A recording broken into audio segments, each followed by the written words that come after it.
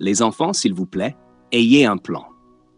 Même si vous n'entendez rien d'autre de ce que je vous dis aujourd'hui, retenez ceci. Ne quittez pas cet endroit sans avoir un plan clair de l'endroit où vous voulez être dans les 5 prochaines années de votre vie. Le problème avec beaucoup d'entre nous, c'est que nous ne sommes pas prêts à payer le prix pour quoi que ce soit. Nous avons l'esprit de gratification instantanée. Donne-moi ça maintenant, parce que demain je peux mourir. Ce sont des principes que j'ai appris depuis l'âge de 15 ans. Alors, j'ai écrit 5 choses que je voulais accomplir avant mes 25 ans. À 18 ans, je voulais déjà vivre seul dans un appartement de 3 chambres. Je n'ai jamais rêvé petit. Je savais que même quand je dormais dans une boutique près d'un arrêt de bus, pendant que certains étudiants passaient devant en regardant ce magasin de rats, je ne devais pas croire au discours du village disant que tel oncle me bloque ou retient ma destinée. Cela n'existe pas. Le temps passe. J'étais conscient du temps. Je me disais, dans 2 ans, je serai millionnaire. Ma mère m'a appelé 3 fois. Je lui ai dit, s'il te plaît, faisons ce voyage dans le calme. Je lui ai dit, maman, je ne t'ai pas insulté. J'ai seulement dit ce que je crois. Si tu répètes encore ça, je descends de la voiture. Ma mère était une femme au caractère très fort. Je me suis arrêté, j'ai baissé la vitre et je lui ai dit, maman, dans 2 ans, je serai millionnaire. Tu veux descendre? Elle a dit, oui, bien sûr. Elle est descendue. Ma femme m'a dit, tu es devenu fou, c'est ta mère. J'ai répondu, si tu veux, je te dépose aussi. Puis je suis parti. Très souvent, nous les parents, nous détruisons les rêves. Je rends grâce à Dieu d'être ici aujourd'hui et laissez-moi vous assurer que vous n'êtes pas ici par accident. Tous ceux qui ont participé à cette rencontre, même depuis hier soir, ont été destinés à être ici. Et il y a une raison. Le but est la raison pour laquelle une chose a été créée. Le plan de Dieu pour votre vie ne peut jamais être détruit. Amen. Vous m'entendez? Rien ne peut le détruire. Je veux remercier Dieu pour mon précieux frère et ami, le pasteur Obi, ainsi que son épouse humble et admirable, pour leur engagement envers les jeunes. Vous savez, je dis souvent aux gens que la meilleure chose que Dieu puisse donner à un homme après le baptême du Saint-Esprit, c'est une bonne épouse. Il n'y a rien de meilleur que cela. Si vous voulez vraiment savoir à quel point un homme est spirituel, regardez sa femme. Si vous voulez savoir à quel point une église est spirituelle, regardez les femmes de cette église. Si vous voulez savoir à quel point un pays est spirituel, regardez les femmes de ce pays. Les femmes sont un reflet. Une vraie épouse du Christ reflète le Christ. Les personnes qui n'ont jamais rencontré Jésus devraient pouvoir regarder un chrétien et avoir une idée de ce à quoi Christ ressemble, parce qu'il imprime son image sur lui. Une épouse reflète le caractère de son mari, ce qui compose cet homme. Elle peut aussi révéler si cet homme n'a aucun contrôle sur sa vie et n'a rien à offrir. Je salue vraiment les femmes que Dieu a données aux hommes, celles qui comprennent leur appel et qui soumettent leur esprit humain à leur mari, qui est leur leader. Christ est notre leader en tant qu'Église. Nous ne pouvons jamais connaître mieux que Christ. Nous devons nous soumettre à lui. C'est ainsi que cela fonctionne. Christ est soumis à Dieu selon le même principe. Si vous vous alignez avec ce principe, rien n'ira mal. Je vous remercie d'avoir participé à cette rencontre. Et avant de parler, je veux aussi remercier Dieu pour son serviteur, le frère Gideon, qui vous a déjà parlé avant que je me lève ici. Si vous étiez là depuis le début, je peux vous dire que nous pourrions déjà clôturer cette réunion avec tout ce qu'il a dit. Je ne vais rien dire de totalement nouveau. Si je dis quelque chose, ce sera simplement pour amplifier ce qu'il a déjà dit ou le dire d'une autre manière afin d'attirer davantage votre attention. Parce que les personnes qui réussissent jouent toutes selon les mêmes règles. Le succès ne respecte pas la nationalité. Que vous soyez nigérian, japonais ou chinois, les principes restent les mêmes. Aujourd'hui, beaucoup de jeunes veulent quitter le Nigeria rapidement pour aller en Amérique, au Japon ou ailleurs, parce qu'ils pensent qu'il n'y a aucun espoir ici. Mais je leur dis toujours, si vous ne réussissez pas ici, vous ne réussirez nulle part ailleurs. Les principes sont les mêmes partout. Changer de pays ne signifie pas changer votre vie. Seul l'endroit change. Parfois, les choses que je dis sont dures et beaucoup me comprennent mal à cause des principes que j'utilise. Lors d'un enseignement à Oka, J'ai dit que le salaire est un médicament contre la pauvreté. Un de mes amis m'a appelé et m'a dit « Arrête de dire des choses comme ça. Que veux-tu que tes employés fassent ?» Je lui ai répondu « Je forme tous mes employés à devenir entrepreneurs. Si vous n'avez pas la mentalité d'entrepreneur, je ne veux pas que vous travailliez pour moi. Parce que ce que les gens recherchent, c'est la valeur que vous pouvez apporter. Si vous n'avez pas la passion de posséder votre propre entreprise, vous ne pouvez même pas vous intégrer dans mon organisation. Nous enseignons l'esprit entrepreneurial dans notre organisation. Chaque employé doit penser comme un propriétaire d'entreprise. Travailler avec nous doit être un terrain d'entraînement pour créer ensuite leur propre entreprise. J'ai travaillé pour quelqu'un. Je ne suis pas né riche. J'ai travaillé pour mon oncle pendant 7 ans et après ces 7 années, ma récompense était de 200 francs CFA en 1976. C'est tout ce que j'ai reçu. Le jour où mon oncle m'a donné ces 200 francs CFA, mon grand frère était avec moi et il m'a dit « Partons, laisse-lui son argent. » Je lui ai répondu « Est-ce que toi, tu as quelqu'un qui va me donner quelque chose une fois à la maison ?» C'est ainsi que beaucoup d'entre vous réagissent. Vous méprisez les petits commencements. Pourtant, la Bible dit « Ne méprisez pas les petits commencements ». C'est une parole biblique. Quand nous vous demandons de venir à Garden of Grace, c'est pour vous donner les outils nécessaires afin d'apprendre les principes qui produisent la croissance. Venez avec nous, nous vous ferons du bien. Personne ne veut vous exploiter. Il s'agit de vous élever. Ce qui m'a aidé, c'est que j'ai reçu les bons outils dès le départ. Ces outils m'ont aidé à devenir la personne que je suis devenue plus tard dans la vie. Pour mon grand frère, c'était comme si le monde s'était écroulé. Mais pour moi, la joie n'était pas les 200 francs CFA. La joie était de savoir que je n'étais plus sous l'autorité de quelqu'un. Je pouvais enfin faire ce que je voulais de ma vie. J'étais tellement heureux d'être libre et de pouvoir poursuivre les objectifs que je m'étais fixés. Ma destinée était totalement entre mes mains. Je vous remercie d'être venu ici et je vous demande de me donner toute votre attention. Certaines des choses que je vais vous dire m'ont pris 50 ans de vie pour les apprendre et les accomplir. La dernière fois que j'ai parlé comme ça à Lagos, tous ceux qui étaient présents ont payé 25 000 francs CFA pour assister à la classe. Et maintenant, des organisations technologiques m'invitent à parler le 18 décembre. Cet événement aussi sera payant, mais le pasteur a rendu cela gratuit pour chacun d'entre vous. Vous ne l'appréciez pas? S'il vous plaît, ne prenez pas cela à la légère. Ne le considérez pas comme quelque chose d'ordinaire, parce que quelqu'un a payé pour cela. Aujourd'hui, un billet d'avion en classe affaires d'ici à Lagos coûte environ 280 000 ou 250 000 francs CFA. Aller-retour, cela fait environ un demi-million de francs CFA. Quelqu'un a payé pour ce que vous recevez aujourd'hui. Parce que lorsque vous dites gratuit, sachez qu'il n'y a rien de gratuit dans la vie. Rien n'est gratuit dans la vie. Je vais bientôt commencer à vous parler sérieusement. Mais la plus grande ressource que vous possédez dans la vie, c'est votre temps. Si la vie doit être mesurée, elle l'est par le temps. Un temps gaspillé est une vie gaspillée. En économie, on nous enseigne que les ressources ne sont pas en abondance. Elles sont limitées, épuisables et peuvent facilement être consommées. Alors, la première capacité que Dieu a donnée à l'homme, c'est la capacité de gérer.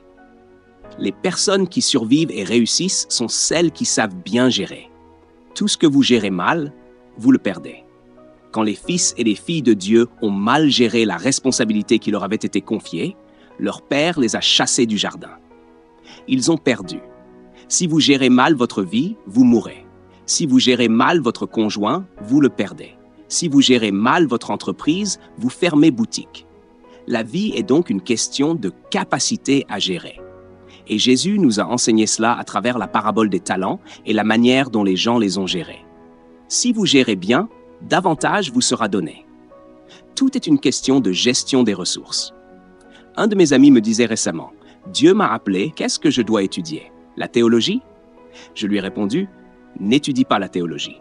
Le royaume de Dieu n'est pas une religion. Le royaume de Dieu, c'est un roi qui règne sur ses sujets. Un royaume est une théocratie, pas une démocratie. Je lui ai dit d'aller étudier l'économie, parce que beaucoup d'églises sont pauvres et continuent d'attirer des pauvres parce que leurs dirigeants eux-mêmes ne maîtrisent pas la gestion financière. L'une des choses que Jésus enseignait, c'était la gestion financière et la discipline. Comment le Dieu de la création a-t-il pu utiliser 2 poissons et 5 pains pour nourrir 5000 personnes, puis demander ensuite qu'on ramasse les restes au sol? C'était un séminaire de gestion financière. Il a nourri 5000 personnes, sans compter les femmes et les enfants, avec seulement 2 poissons et 5 pains. Puis, il a quand même demandé qu'on récupère les morceaux restants. Voilà la gestion financière. Beaucoup d'entre vous sont aujourd'hui à l'université. On vous enseigne différentes manières de vivre. Certains étudient l'administration des affaires et d'autres disciplines. Mais tant que vous n'êtes pas capable d'organiser vos pensées pour les transformer en productivité, vous resterez simplement de grands intellectuels sans être réellement éduqués. On a demandé à Henry Ford ce qu'était une personne éduquée. Il a répondu: une personne éduquée est un homme ou une femme capable d'organiser ses pensées en productivité. Ce n'est pas une question de grammaire ou d'anglais parfait. Vous pouvez parler avec éloquence et devenir un grand intellectuel, mais sans substance derrière vos paroles. Même avec mon niveau d'études élémentaires, je me considère encore aujourd'hui comme l'un des hommes les plus éduqués du monde. Parce que même si vous ne reconnaissez pas mon éducation, vous ne pouvez pas contester mes résultats. Mes résultats parlent d'eux-mêmes. J'ai des personnes titulaires de doctorat qui travaillent pour moi. C'est la vérité. Beaucoup d'entrepreneurs ne sont même pas diplômés, parce que parfois, ce qu'on leur enseigne à l'école les éloigne de ce qu'ils sont réellement appelés à faire. Alors, c'est l'école qui doit les rattraper. Finalement, après avoir gagné tout leur argent, ils retournent à l'école. Vous voyez donc que ce n'est pas l'école qui leur a donné l'argent. Si je vous dis tout cela, c'est parce que je veux partager quelques vérités avec vous, et je veux que vous écoutiez attentivement maintenant. Commençons par quelques questions. Savez-vous que vous possédez le pouvoir et la responsabilité de déterminer votre futur et votre destinée? Savez-vous que personne ne détient votre avenir entre ses mains? Cette personne n'existe pas. Cette responsabilité est la vôtre. Savez-vous que vous êtes la somme totale des choix et des décisions que vous prenez chaque jour de votre vie? Ce sont des questions auxquelles je veux que vous réfléchissiez. Vous n'avez pas besoin d'y répondre ici. Mais lorsque vous retournerez dans votre chambre, dans un moment de calme et de réflexion, pensez profondément à ces questions. Veuillez me donner toute votre attention, parce que moi aussi, j'ai un fardeau pour les jeunes. Je vous ai déjà dit que la première fois que le pasteur Obi est venu me demander d'être à Oka et que nous avons discuté, je lui ai dit que je partageais son fardeau.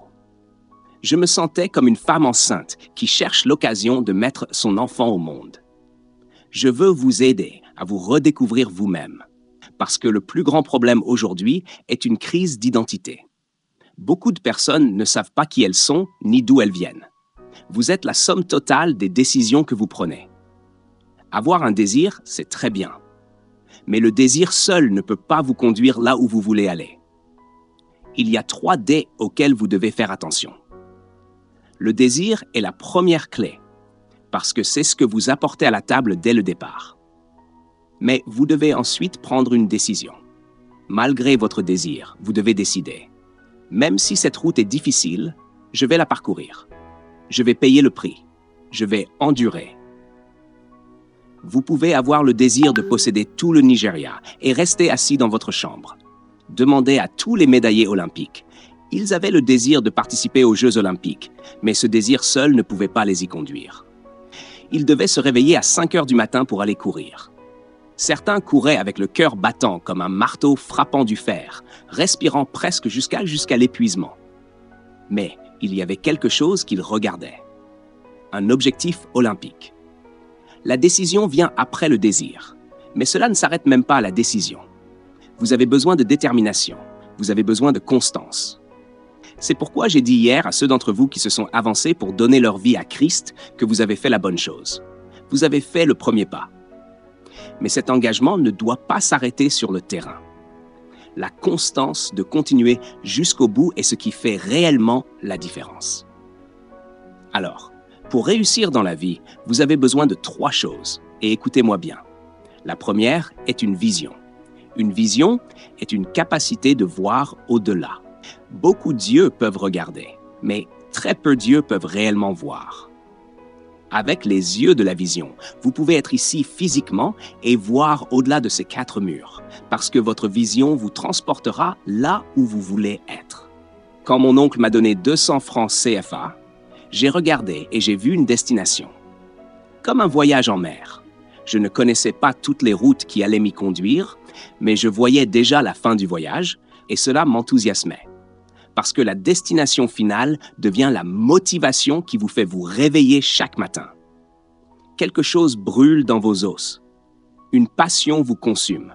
Et les gens se demandent pourquoi vous êtes aussi motivé. C'est parce qu'il y a quelque chose que vous cherchez à accomplir qui vous pousse à vivre ainsi. La vision est extrêmement importante. C'est la première chose que vous devez apporter dans votre vie. La deuxième chose, presque aussi importante que la première, c'est la foi pour croire en votre vision. Personne ne croira en vous au début. Vous devez être le premier à croire en votre conviction, avant même votre femme ou votre mari. Vous ne cherchez pas d'abord à convaincre votre conjoint. Vous devez d'abord y croire vous-même. Quand vous croyez vraiment en quelque chose et qu'une vision vous motive, vous n'êtes pas loin d'être considéré comme un fou. Quand vous croyez profondément en une vision, comme une révélation que Dieu vous a donnée, vous ressemblez presque à une personne folle. Pourquoi? Parce que vous êtes le seul à voir quelque chose, alors que les autres ne voient rien du tout. Vous êtes donc le premier à croire en votre propre vie. Votre croyance dans votre réussite doit être plus grande que votre peur d'échouer. Je me fiche des circonstances. Je me fiche à quel point votre situation peut sembler mauvaise. Je crois que je suis l'une des personnes à qui personne ne donnait une chance de réussir ou de devenir quelqu'un dans la vie. J'ai perdu mon père à l'âge de 4 ans. Peu de temps après, la guerre civile a éclaté. Ma mère était une mère célibataire avec 4 enfants à élever. Je n'étais même pas le premier garçon, et dans notre tradition, toute l'attention allait au fils aîné. Les autres étaient presque considérés comme des cousins secondaires dans la famille. Ma mère se concentrait donc sur le fait de permettre à son premier fils de terminer l'école primaire. Quand j'étais en classe de CE2, elle ne pouvait déjà plus s'occuper de moi. Elle m'a envoyé chez mes grands-parents pour commencer à travailler avec eux. Ils m'ont appris à être travailleur. Je me levais tôt le matin pour aller chercher de l'eau, aller au champ et y dépenser toute mon énergie. Certaines parties de mon histoire semblent irréelles. On pourrait réellement faire un film sur ma vie et il se vendrait partout dans le monde. Avant même l'âge de 8 ans, je grimpais déjà au palmier. Je suis devenu le soutien de famille. Ma mère préparait des akaras très tôt le matin pour que j'aille les vendre et elle en préparait aussi pour mon grand frère. Elle nous donnait 2 plateaux à vendre. Mais voilà pourquoi je parle de la puissance de la croyance.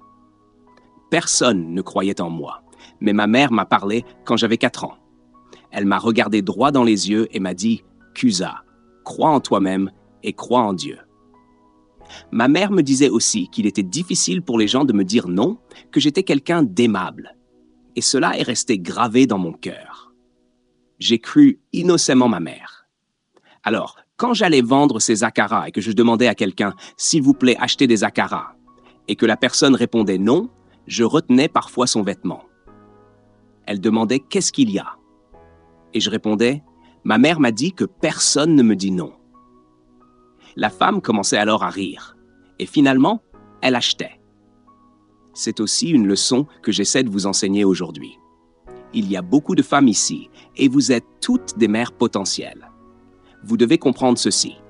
Ne maudissez jamais vos enfants, peu importe leurs erreurs, parce qu'en tant que mère, vos paroles ont du pouvoir sur eux. Parlez de grâce dans leur vie. Certaines femmes disent « Celui-ci n'aura jamais de bon sens ». En disant cela, elles maudissent leur propre enfant. Mais malgré cela, elles continuent à soutenir les autres. Moi, je pouvais vendre 2 livres d'akara avant même que mon grand frère ne termine d'en vendre une seule. C'est ainsi que ma mère a découvert mes capacités entrepreneuriales. J'ai donc grandi avec l'optimisme qu'aucune porte ne se fermerait devant moi. Vous ai-je parlé de la troisième chose nécessaire pour réussir? Je vous ai parlé des deux premières, mais pas encore de la troisième. La troisième chose, c'est le courage. Le courage n'est pas l'absence de peur. Le courage, c'est la capacité d'agir face au danger. Vous savez ce que cela signifie? Si je péris, je péris. Parce que la Bible dit que ceux qui ont réussi n'ont pas aimé leur vie jusqu'à craindre la mort. Donc, le courage, bonjour. Non, ce n'est pas grave. C'est un plaisir. Bienvenue, levez-vous, je n'ai même pas besoin de vous le demander. Vous êtes les bienvenus. Heureux de vous avoir parmi nous. La troisième chose dont vous avez besoin pour réussir, c'est le courage. Le courage, c'est la capacité d'agir face au danger. Cela ne signifie pas qu'il n'y aura pas de situation difficile. Très souvent, les personnes comme nous que vous appelez entrepreneurs ne réussissent pas parce qu'elles savent tout. Nous réussissons parce que nous avons du courage. Nous avons le courage de prendre des risques, d'oser dans la vie, de faire un pas de foi là où les autres hésitent. Nous affrontons les choses avec audace. C'est l'une des plus grandes qualités d'un entrepreneur. Alors, je suis parti avec ces trois choses que je vous ai déjà expliquées. Le désir, la décision et la détermination. Et je suis revenu vous dire que la révélation de ces trois choses, c'est la vision, la foi et le courage. Ce sont les fondations, l'incubateur. Vous voyez la destination, mais toutes les routes qui vous y conduiront ne vous sont pas encore connues. C'est arrivé à tous les grands hommes de Dieu. Dieu a appelé Abraham alors qu'il vivait dans l'idolâtrie chez son père. Il lui a dit « Lève-toi et suis-moi ». Abraham ne savait pas où il allait. Il a entrepris un voyage de foi. La même chose arrive à tous les véritables serviteurs de Dieu. Votre foi aussi sera testée pour prouver son authenticité. Parce que tout ce que vous prétendez croire n'est encore qu'une déclaration. Vous ne croyez réellement en quelque chose que lorsque cette chose est soumise à une épreuve. La manière dont vous agissez lorsque cette chose est testée vous donne un retour sur vous-même et révèle qui vous êtes réellement. Ensuite, vous retournez dans votre atelier intérieur pour vous réajuster. Cela ne veut pas dire que vous êtes condamné ou inutile, mais dans votre relation avec Dieu, la meilleure chose que vous puissiez apporter, c'est l'honnêteté. Être honnête avec vous-même.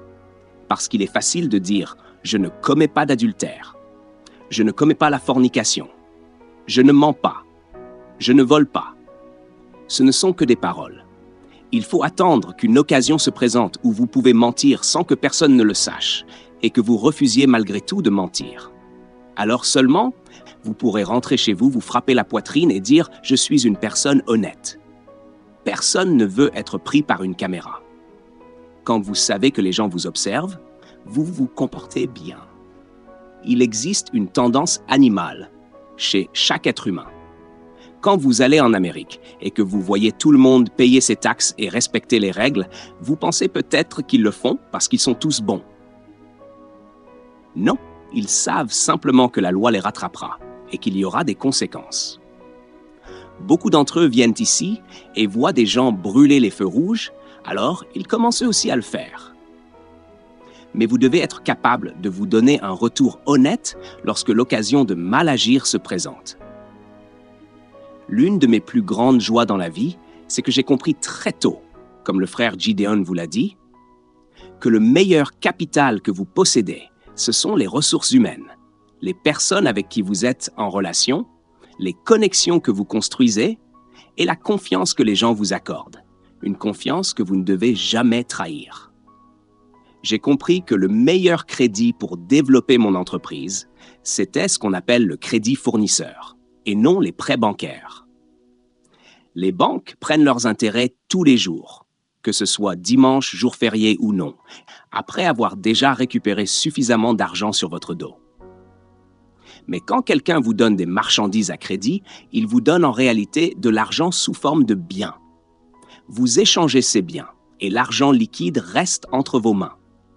C'est comme si vous aviez emprunté de l'argent à la banque, mais sans signer tous les documents et les contrats compliqués. C'est donc une confiance qui vous est confiée.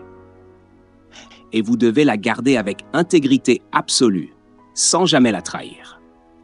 j'ai construit une grande partie de la crédibilité qui a poussé les banques à me faire confiance grâce au crédit fournisseur. Parce qu'une banque ne vous fait confiance que lorsqu'elle voit de l'argent entrer et sortir régulièrement de votre compte. Elle ne sait même pas si cet argent vient d'activités légitimes ou non.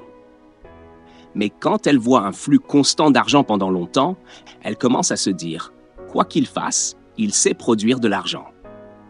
Même si vous étiez un voleur, il penserait que vous êtes un bon voleur pour réussir à maintenir ce flux d'argent. Alors leur confiance commence à grandir. Et c'est à ce moment-là qu'ils commencent à dire « nous pouvons lui faire confiance pour tel montant ». Mais avant que cet historique n'existe, ils ne sont pas prêts à vous aider. Malheureusement, les banques ne veulent prendre aucun risque avec vous. Elles veulent seulement donner de l'argent à quelqu'un dont elles sont certaines qu'il remboursera. Vous devez donc d'abord leur prouver que vous avez la capacité et la crédibilité nécessaires pour qu'on puisse vous prêter de l'argent. Et cela, vous ne pouvez l'obtenir qu'à travers le crédit fournisseur. J'ai appris ce secret parce que beaucoup d'entre vous sont à l'école aujourd'hui et reçoivent des connaissances pour pouvoir affronter le monde. Certains d'entre nous ont fréquenté l'université de l'apprentissage. Beaucoup d'entre vous se moquent de ces jeunes qui font un apprentissage. Je me souviens quand je dormais dans une boutique près d'un arrêt de bus. Des étudiants passaient devant, mettaient les mains sur la tête et disaient « Regarde cette boutique de rats ». Un jour, j'ai posé ma main sur ma tête et j'ai dit « Dans 7 ans, je vous emploierai. 7 ans plus tard, je vous emploierai. » Est-ce que cela est arrivé? Oui. Beaucoup d'entre eux travaillent aujourd'hui pour moi. Certains de ceux qui se moquaient. Parce que dans l'apprentissage, on vous enseigne toutes les compétences nécessaires pour réussir comme entrepreneur. Pas seulement en théorie, mais de manière pratique et informelle, contrairement à l'université où l'on vous enseigne surtout pour obtenir un diplôme. Nous avons appris l'administration dans l'apprentissage. Nous avons appris les achats dans l'apprentissage. Nous avons appris la gestion financière dans l'apprentissage. Nous avons appris la comptabilité. Mes livres de comptes devaient toujours être équilibrés avant que je rentre à la maison. Quand vous vendez des marchandises, vous écrivez une facture et vous gardez l'argent. À la fermeture, vous devez enregistrer dans le livre de vente tout ce qui figure sur les factures. Ensuite, vous comptez l'argent dans le tiroir. Les deux doivent correspondre. Si cela ne correspond pas, vous ne pouvez pas fermer. Parce que si vous fermez alors qu'il manque quelque chose, cela signifie qu'il y a des produits vendus qui n'ont pas été enregistrés. Et 1 ou 2 mois plus tard, quand le stock sera vérifié, on découvrira des marchandises manquantes et votre patron vous tiendra responsable. Donc, lorsqu'il y a un excédent d'argent dans le tiroir, vous savez que ce n'est pas un esprit qui a déposé cet argent-là. Vous commencez alors à vérifier le stock ce soir-là pour retrouver ce que vous avez vendu dans la précipitation sans l'enregistrer. N'est-ce pas cela la comptabilité? Et l'économie, n'est-ce pas aussi le coût d'opportunité? Choisir ce qui est le plus important au détriment d'autres choses.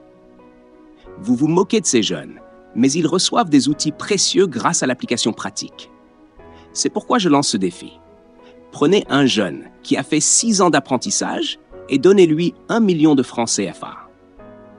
Ensuite, prenez un diplômé universitaire et donnez-lui 10 millions de francs CFA. Donnez-leur 2 ans. L'apprenti va vous rattraper et même vous dépasser. J'ai vu cela se produire plusieurs fois parce qu'il possède des compétences pratiques. Il a des exemples réels. C'est pour cela qu'il faudrait que des entrepreneurs viennent enseigner dans les universités ou qu'il existe un système d'échange où vous pouvez aller mettre en pratique les théories que vous apprenez afin que les deux puissent fonctionner ensemble. Parce que lorsque beaucoup d'entre vous terminent l'école, tout ce que vous dites c'est « si quelqu'un me donne 100 millions, si quelqu'un me donne 1 milliard de francs CFA, mais qui va vous donner cet argent ?» En tant qu'entrepreneur, la première compétence que vous devez développer est la capacité à créer du capital. Vous êtes un créateur de capital. Il n'y a que 2 façons de créer du capital. Prenez un emploi. Recevez un salaire. Ensuite, démontrez votre capacité de gestion financière parce que vous économisez, parce que vous avez un plan pour l'avenir. Ce n'est pas quand vous recevez votre premier salaire que vous allez acheter un iPhone à 150 000 francs CFA. Vous n'êtes pas encore entrepreneur. À ce moment-là, ce qui était important pour vous, c'est un moyen de communication. Peu importe que ce téléphone soit le meilleur du monde. Ce qui compte, c'est que vous puissiez appeler quelqu'un et qu'il vous entende. Vous pouvez donc acheter le téléphone le moins cher parce que vous reportez votre gratification immédiate. Mais beaucoup d'entre vous veulent nourrir leur ego. Montrez que vous êtes arrivé. Vous voulez paraître important pour que les autres disent « Oh, ce garçon a changé !» C'est le chemin le plus rapide vers l'échec. Est-ce que vous comprenez? Donc, quand vous développez cette discipline et que vous économisez cet argent, un jeune homme est venu demander quelque chose à Gideon. Vous pouvez avoir une idée d'entreprise qui vaut des milliards. Personne ne vous écoutera. Ce que les gens veulent voir, c'est ceci. J'ai pris cette entreprise du point A au point B. Si j'obtiens des ressources supplémentaires, je peux l'emmener au point C. Alors les gens commencent à croire en vous. Ils se disent, si ce jeune a déjà fait passer cette activité du point A au point B, peut-être que je peux prendre le risque de l'aider à aller plus loin. C'est cela que les gens recherchent. Des résultats concrets. Une preuve que vos compétences fonctionnent. Il y avait un jeune qui fréquentait cette université. Il travaillait dans les télécommunications. Il est venu me voir plusieurs fois. Je ne lui ai pas parlé immédiatement, mais je l'observais. Je le voyais lutter avec le service qu'il avait créé. Puis il a réussi à faire évoluer son activité à un autre niveau. Ensuite, grâce à l'expérience qu'il avait acquise, il a voulu acheter une entreprise plus grande alors qu'il n'avait pas encore les capacités financières nécessaires. Il s'est assis avec moi et m'a présenté son projet. J'ai investi 600 millions de francs CFA dans son entreprise. Vous mettez toujours le capital au premier plan dans les affaires. Pourtant, le capital ne représente que 20 à 25% de l'équation. Les connaissances que vous recevez ici représentent 80%. Ou encore, si vous êtes entrepreneur, ces connaissances viennent de l'expérience et de ce qu'on vous enseigne. C'est pourquoi certains d'entre vous sortent de l'école et disent « Essayez de convaincre quelqu'un de me donner 1 million, 10 millions, 100 millions de francs CFA. » Mais dans 4 ans, vous aurez tout perdu. Dans notre langage, on dit que vous avez payé des frais de scolarité très coûteux à l'école de la vie. Parce que si vous aviez appris les compétences nécessaires, elles vous auraient aidé à gérer ce capital. Si vous êtes appelé à être entrepreneur, vous ne pouvez jamais vous satisfaire définitivement d'un salaire où quelqu'un décide de votre avenir et de ce que vous gagnez. Pour moi, le salaire est un médicament contre la pauvreté, mais il ne la guérit jamais. Vous pouvez vivre avec le diabète si vous prenez votre insuline à temps et mangez correctement. Vous pouvez vivre normalement, mais le jour où vous arrêtez l'insuline, vous êtes en danger. À moins qu'un miracle ne se produise et que Dieu vous guérisse. C'est pareil pour l'hypertension. Vous pouvez vivre avec ces maladies si vous les contrôlez. De la même manière, vous pouvez travailler pour quelqu'un et vivre correctement. Je peux vous assurer que certaines personnes qui travaillent aujourd'hui pour moi possèdent une maison dans leur village, une maison à Lagos et même une maison aux États-Unis. Certains reçoivent des bonus de 100 millions de francs CFA. Donc, il ne faut pas vous sentir inférieur parce que vous ne possédez pas une entreprise. Comme il vous l'a dit, vous devez améliorer vos outils parce que ce que les gens recherchent, c'est la valeur que vous apportez. Personne ne veut simplement vous aider. Les gens recherchent ceux qui peuvent leur apporter de la valeur. Quand nous étions enfants, nous allions vers les manguiers. Ce n'étaient pas les feuilles qui nous attiraient, mais les fruits. Nous sautions les barbelés, nous grimpions malgré les fourmis qui nous piquaient parce que nos yeux étaient fixés sur les mangues. Quand vous avez quelque chose à offrir, les gens vous chercheront. Plus vous poursuivez l'argent, plus l'argent vous fuit. Ce que vous devez poursuivre, c'est la valeur. Développez vos compétences pour devenir quelqu'un de recherché. Ayez quelque chose à offrir. Et je veux vous assurer qu'il n'existe aucun être humain sans don, même les personnes ayant un handicap visuel. La véritable cécité, c'est le manque de vision intérieure. En réalité, un homme sans vision est plus aveugle qu'un homme ayant un handicap physique de la vue, parce qu'on ne voit pas avec les yeux, on voit avec l'esprit. Je vous pose encore une question. Vous l'avez notée. Et quand vous rentrerez chez vous, posez-vous cette question. Savez-vous que vous possédez le pouvoir et la responsabilité de déterminer votre avenir et votre destinée? Personne d'autre ne les détient. Tout est entre vos mains. S'il vous plaît, ne croyez pas au discours du village disant que tel oncle vous bloque ou retient votre destinée. Cela n'existe pas. Cela n'existe que dans votre esprit, mais ce n'est pas la réalité. Et cela m'étonne que certains d'entre vous se disent chrétiens tout en croyant encore à ce genre de choses. Vous passez votre temps à aller d'une église à une autre pour des séances de délivrance. Combien de fois devront-ils encore vous délivrer? Abraham, votre père spirituel, venait d'une famille idolâtre. Réfléchissez, pourquoi cet homme parle-t-il avec autant de fermeté et d'intensité? Ce n'est pas pour vous impressionner, mais pour vous réveiller. Les paroles douces ne brisent pas les habitudes fortes. La plupart des gens n'échouent pas parce qu'ils ne savent pas quoi faire. Ils échouent parce qu'ils sont trop confortables pour changer. Quand ils parlent de vivre sans télévision pendant 40 ans, d'assumer une responsabilité de 210 millions de dollars ou de refuser les excuses, ces paroles sont destinées à briser les illusions de beaucoup de personnes. Beaucoup vivent dans l'illusion que le succès est une question de chance. L'illusion que quelqu'un d'autre est responsable de leur vie. L'illusion que le monde leur doit quelque chose. L'illusion qu'on peut atteindre la grandeur sans sacrifice. Sa philosophie repose sur une seule vérité. Si votre mentalité n'est pas assez forte pour porter le succès vous détruira. C'est pourquoi ces paroles semblent dures. Elles sont faites pour défier votre manière de penser. La plupart des gens veulent de la motivation.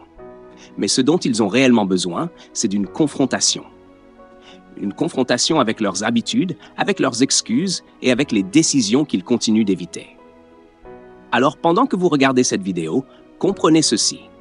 Tant que votre mentalité ne change pas, vos résultats resteront les mêmes.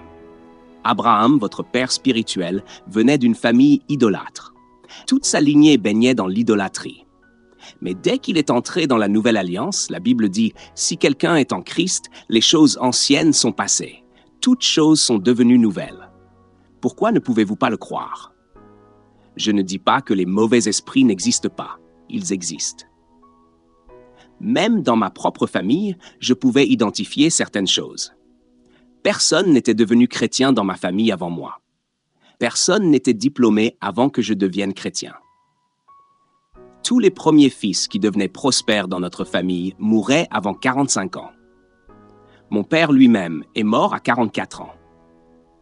Quand le succès commençait à arriver, les gens disaient qu'il y avait une vieille femme enterrée vivante par nos ancêtres et que son esprit était la cause de tous les problèmes de la famille. Ils cherchaient comment apaiser cet esprit mauvais. Mais quand je suis devenu chrétien, j'ai dit « Cette chose n'a aucun pouvoir sur moi ». Dans chaque famille, on voyait toujours quelqu'un perdre la raison ou voir sa vie détruite. Mais moi, je me suis levé et les gens attendaient qu'il m'arrive quelque chose. Rien n'est arrivé. J'ai élevé 4 garçons et une fille devenus médecins et tous sont diplômés.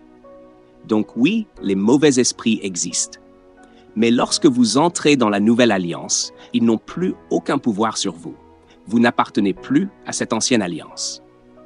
La Bible dit « À tous ceux qui l'ont reçu, il a donné le pouvoir de devenir enfants de Dieu, à ceux qui croient en son nom, qui sont nés non de la volonté de la chair, ni de la volonté de l'homme, mais de Dieu. » Vous êtes sous une nouvelle alliance. Votre naissance naturelle ne définit plus qui vous êtes réellement. Votre véritable identité vient de votre famille spirituelle. Et toutes ces choses disparaissent. Alors quand j'entre dans une église et qu'on commence à chanter « Changeur de destinée, viens changer ma destinée », je reste silencieux. Parce que j'aime ma destinée. Pourquoi voudrais-je la changer? Je l'ai créée. Vous êtes un créateur. Dieu vous a créé créateur. Vous créez votre destinée, vous décidez ce qu'elle sera. En réalité, c'est de l'irresponsabilité et un transfert de faute. C'est pourquoi je vous demande, savez-vous que vous possédez le pouvoir et la responsabilité de déterminer votre avenir et votre destinée? Savez-vous que vous êtes le résultat total des choix et des décisions que vous prenez chaque jour de votre vie? Mes amis, c'est ici que le courage devient important. Je voulais réussir. Ma mère m'avait déjà encouragé en me disant que je pouvais aller loin. Alors j'ai grandi avec cette conviction, aucune porte ne se fermerait devant moi. Si vous me dites qu'une porte est fermée, j'irai quand même vers cette porte comme un sourd-muet déterminé. Vous me dites que la porte est fermée, mais moi je vous dis que lorsque j'arriverai devant cette porte, elle s'ouvrira. Et dans 89% des cas, cela se passait ainsi. Dès que j'arrivais devant cette porte, quelqu'un l'ouvrait presque par hasard. Les gens disaient que j'avais de la magie. Non, c'était ma foi. Toutes choses sont possibles à celui qui croit. Écoutez, Jésus a dit dans Matthieu 16, « Je vous donne les clés du royaume. » Pas une seule clé, mais des clés. Si on vous donne le trousseau de clés de cet auditorium, avec peut-être 30 ou 40 clés, sans vous montrer laquelle ouvre quelle porte, vous pourriez rester 2 jours devant une seule porte. Même lorsque vous essayez la bonne clé, dès qu'il y a une légère résistance, vous dites « non, c'est pas celle-là ».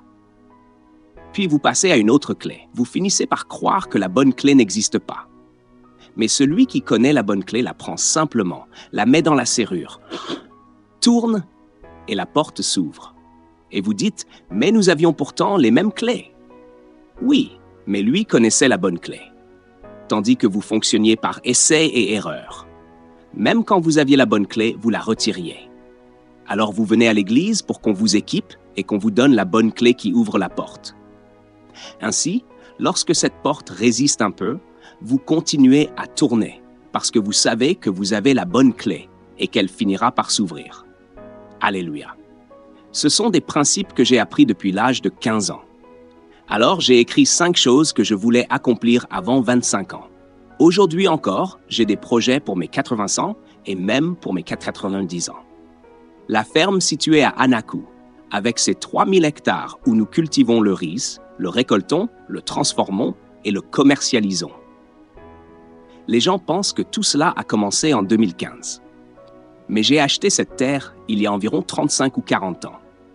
À l'époque, ma femme était partie aux États-Unis pour accoucher de notre fille quand le général m'a aidé à signer l'accord et obtenir le certificat d'occupation.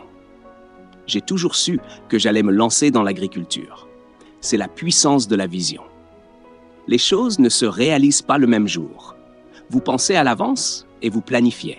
Mais beaucoup d'entre vous recherchent une prospérité micro-ondes, un succès instantané. Vous n'avez aucun plan pour votre vie.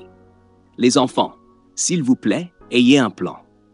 Même si vous n'entendez rien d'autre de ce que je vous ai dit aujourd'hui, ne partez pas d'ici sans avoir un plan pour les 5 prochaines années de votre vie.